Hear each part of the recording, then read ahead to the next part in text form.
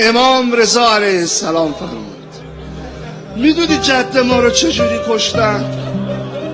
انه ذبح کما یذبح الکبش.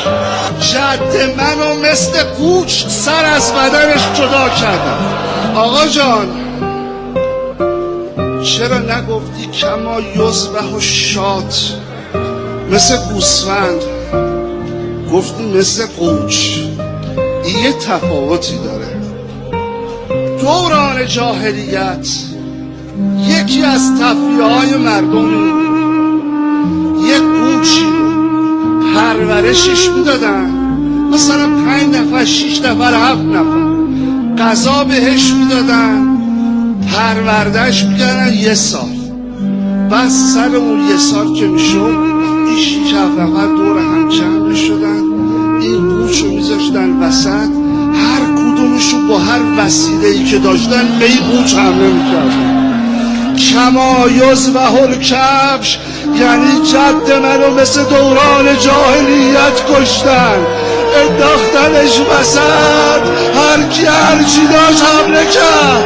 نیزه زدن، شمشیر زدن، عصا زدن، لگد زدن، سنگ زدن. اینا رو زینب کبرا از تل زینبیه داره میبین. دیگه چی دید؟ قوچ دیدی شما گردنش به راحتی گوسفند بریده نمیشه. وای بمیرم براش. محرم دورش نبود، چی کشید؟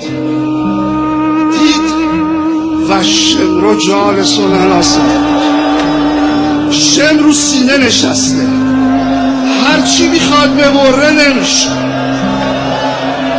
اومد بیرون. چی شد؟ سنان رفت تو. سنان چی کار کرد؟ با یه نیزه به نهر امام زد، این نهر رو پیشون کشید بیرون.